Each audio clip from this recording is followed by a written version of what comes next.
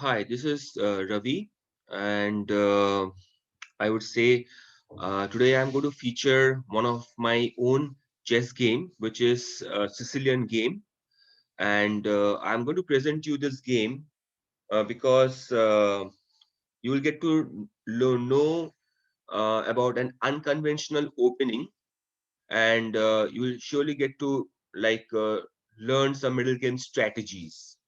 And if you see that when I was playing this game, I am having a 2100 plus rating, and my opponent is also having a similar kind of a rating. Now, why am I showing you my game and not a game of a grandmaster? The reason because like majority of the chess players, they belong to my own category, and there are a lot of people, a lot of YouTubers on the internet who show the game of grandmasters, the top masters.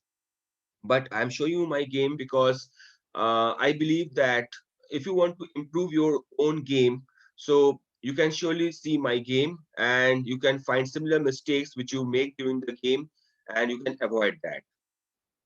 So here it goes. So e4, c5, knight f3, e6. So this is not a Sicilian knight draw. This is Sicilian kind of a Khan, or you can say Sicilian Taimanov kind of a structure when you are playing e6. Okay, c3. Okay, so this is not a regular Sicilian with d4. Here, my opponent plays c3.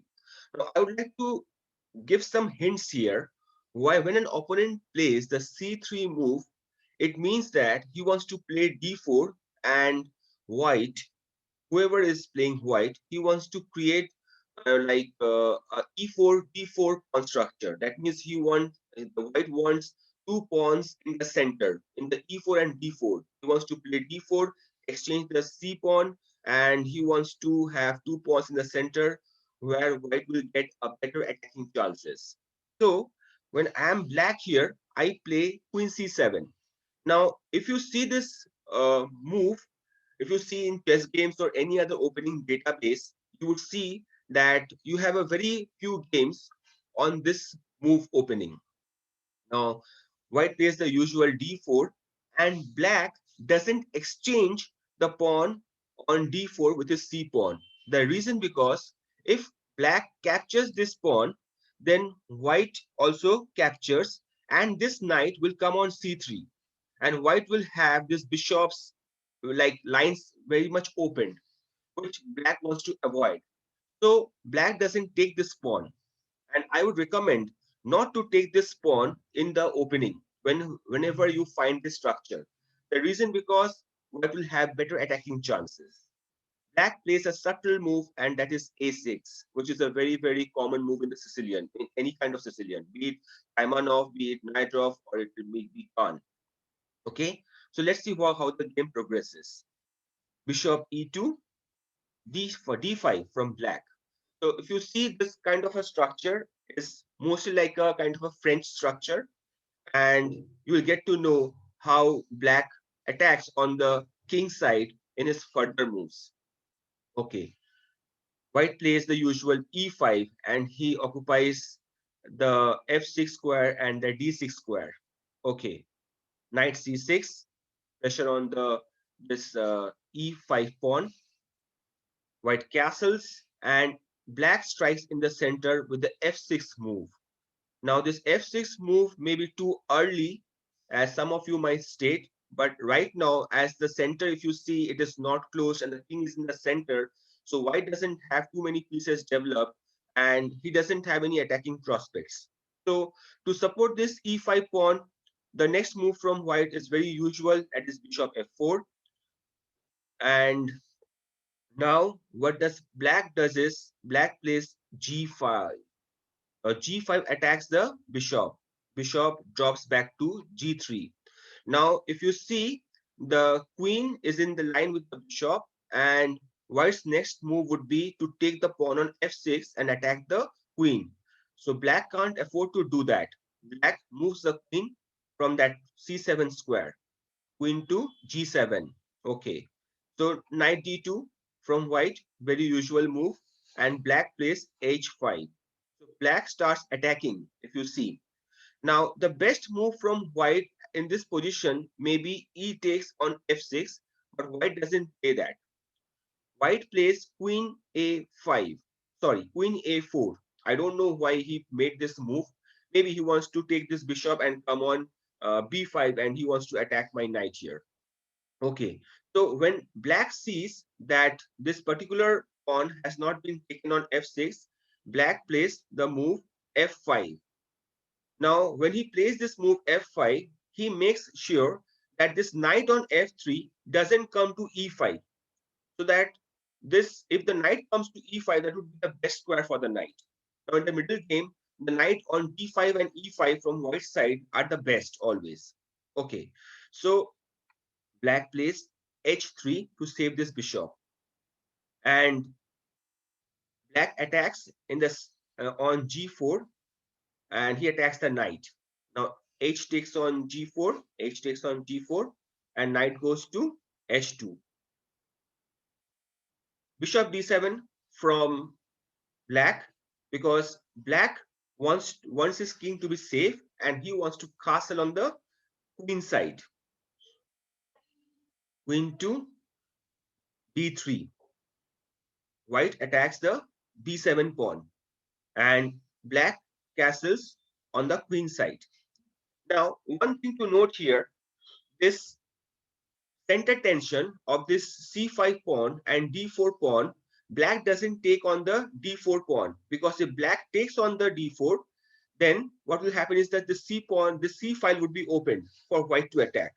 So if you, so in the further moves, you will see that black doesn't open the lines for his own king, but he instead opens everything for white.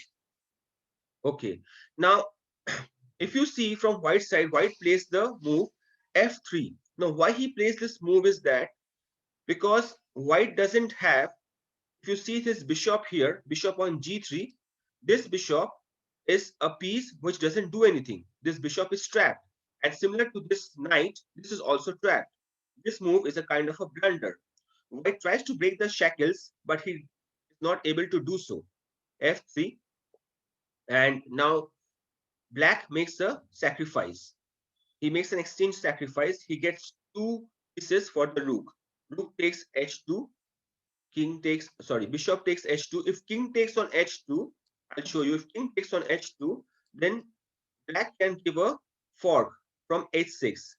This h6 will give a check on the king on h2, and also this queen attacks the knight on d2. So instead of taking with the king, he takes with the bishop. But now I give g3. Now this bishop is trapped, and this bishop will be gone in the next couple of moves. So king comes, the queen comes on b6. I don't know what the queen is doing here. Maybe white should try to like play something like with this knight, but it doesn't succeed. This pawn takes on h2, king gives a check, king takes, and I close this point. I give c4. Now, why am I giving c4, and why not c takes on d5? If you do c takes on d4, then c takes on d4, and these rooks will have open files. Then white will have some attacking prospect. So I don't want that to happen. I close this line with c4. Now rook comes here, but it's definitely a blunder because I'm giving the same check and the same fork. Queen h6 check, king goes to g1, queen takes knight. So I'm already up a piece. Though my pieces are sitting idle on the back rank, if you see my knight on g8 is still is doing nothing, but still I'm safe because my entire king side, if you see, like wherever my king is, white doesn't have any attacking prospects. Now this bishop comes here. Bishop tries to go to a4 in the future and tries to attack something, but it doesn't succeed. Bishop s6. Bishop s6 comes to give a check to the white king. Bishop a4. Queen e3 check. King to f1. Bishop to f4. Rook tries to attack the queen, but it has no prospects. queen to d3 check, king to g1, bishop attacks the rook, and rook goes outside, queen check, and king goes to f1, and queen f2 checkmate. So as you see here, this opening, this opening is like a kind of a different kind of a opening where black didn't allow white to for giving a lot of attacking chances. Instead of that, black opens up on white's king, and like you can see that black got all the tempi. Black did all the attack. White's attack was nothing. There was nothing for white to do. I hope you have understood this game, and I'm sure that you will be like learning this opening and try to play the same kind of structure whenever you encounter this c3 and d4 in Sicilian. Thank you.